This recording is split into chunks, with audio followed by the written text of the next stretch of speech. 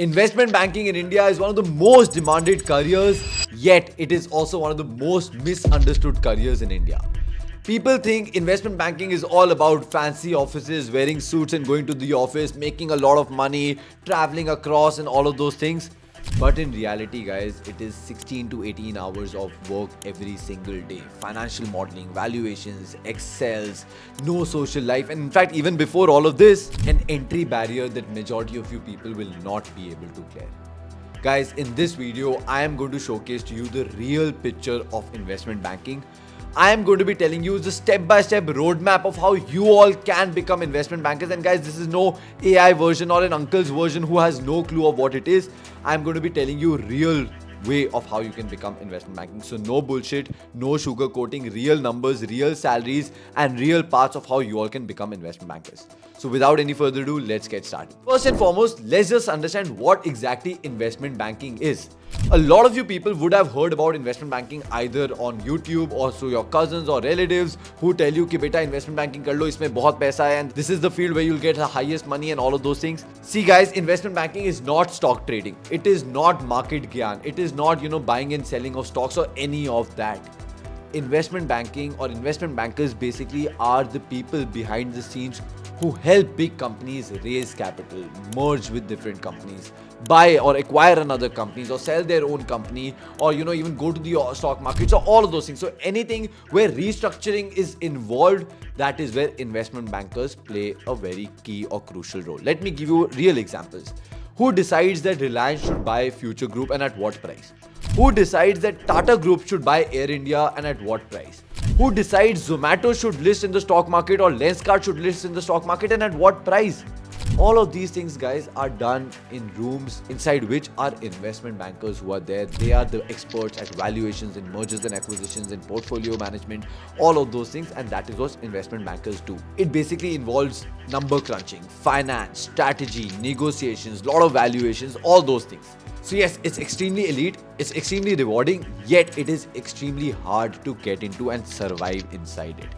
Now that we are clear of what investment banking is, guys, in India, there are usually three paths of how you all can become investment bankers.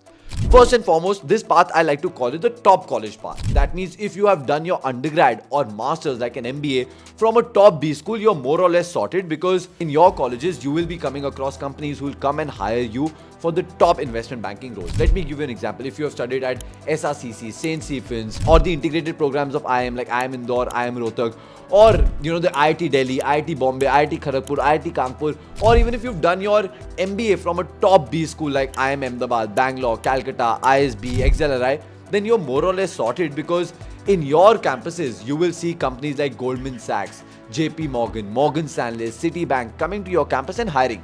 So that, to be honest, becomes the ideal and the easiest path to get into investment banking. Again, it's not very easy because to get into these colleges is like a different headache altogether and you need to burn the midnight oil. But yes, once you get into these colleges and you work on your skills, you are more or less fine. The second path of how you all can become investment bankers is basically the normal college plus skill set path, which means if you've not done your undergrad or MBA from a top B school or top school, then what you have to do is, even if you're studying in an average tier 2 or below tier 1 college, then you focus on skills. These are the financial skills that can open up that gate or entry for you to get into investment banking. Let me explain that further. Suppose you've joined an average college in whichever part of the country you are in. In that, you start working on financial skills like, Excel or financial modeling or valuation or mergers and acquisitions. So with that, if you've got great skill set, then you can look at an entry, if not directly into investment banking, but in like boutique investment banking roles or in, in equity research or in some other finance companies or even in, small venture capital firms. So that's where you start. And once you start doing well, you can automatically grow and once you grow, you can make it even to the top companies. So that becomes the path here. Obviously, the struggle is a lot more because the top companies might not be coming to your campus to hiring, but because you will be focusing on the skill sets and you'll be working on it and you somehow will try getting your internships and then probably jobs in these boutique firms or boutique equity research firms, the firms which are basically supporting backend, even the investment banking firms, you can get there and from there you can chalk out your path. That becomes the second path, guys. The third path is building the credibility path, which is basically even if you come from a top college or you don't, you focus on building the credibility in the field, which is basically done through financial certifications. And for investment banking, one of the top most renowned certifications is CFA.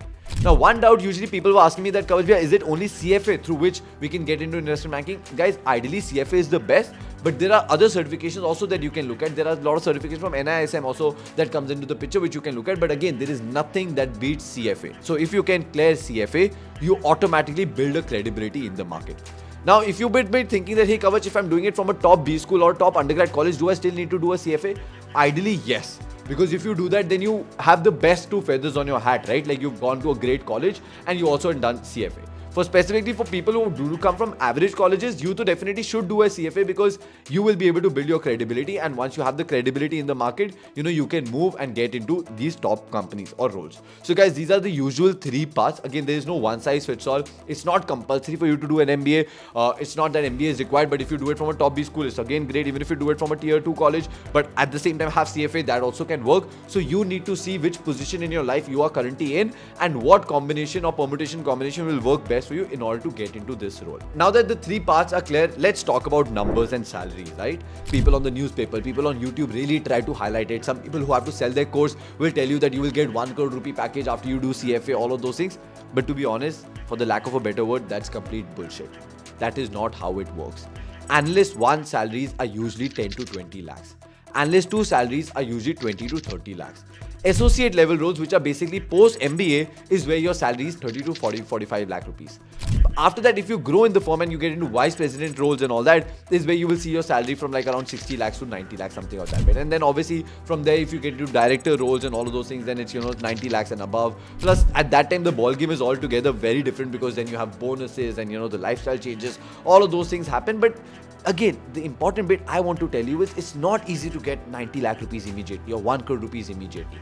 It takes a while. People burn their midnight oil. They are in this field for, in and out for 6, 7, 8, 10 years, working on Excels, working on pitch decks, working on valuations and, going crazy with all of these things to make that kind of money, to make that kind of bonus. So it's not that suddenly you finish your MBA and suddenly, a 1 crore rupee package is waiting for you. It might have happened for a few people, but that's not the way of how I should set examples. So these are the ballpark figures that I wanted to share with you.